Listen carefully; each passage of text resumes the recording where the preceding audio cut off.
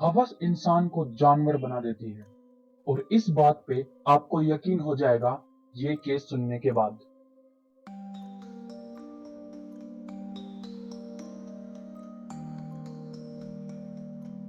और आप देख रहे हैं द केस ऑफ मोहम्मद रियाज।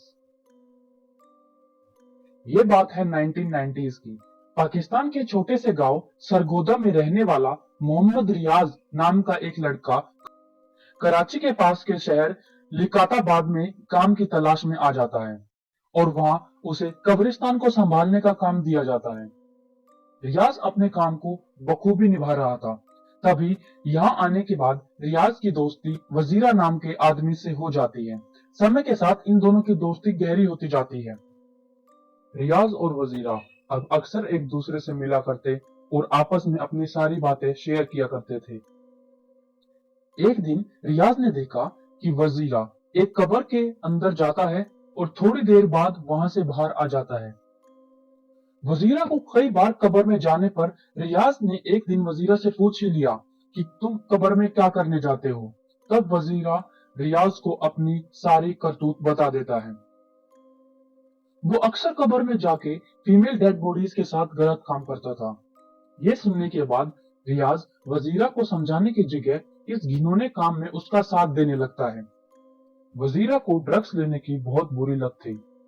अब कुछ दिन बाद वजीरा ड्रग्स की ओवरडोज की वजह से मर जाता है। वजीरा के मरने के बाद भी रियाज कब्र में जाके रेप करना जारी रखता है। वजीरा की संगत से मानो रियाज के अंदर का कोई शैतान जाग गया हो।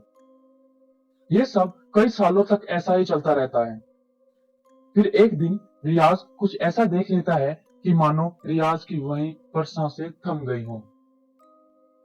साल था 2011।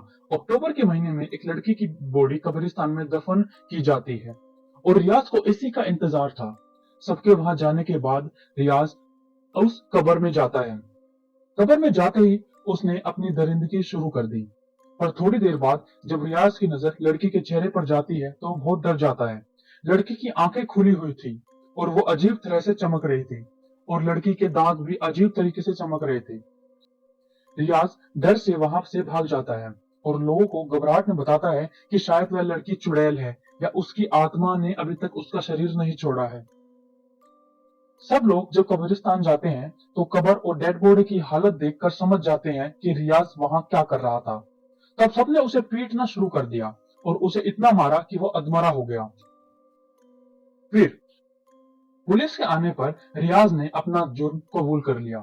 कुछ दिन बाद पाकिस्तानी न्यूज चैनल पर रियाज का इंटरव्यू भी आया। नाम क्या है? मोहम्मद रियाज। क्या उम्र है? 27 साल 27 साल। अच्छा।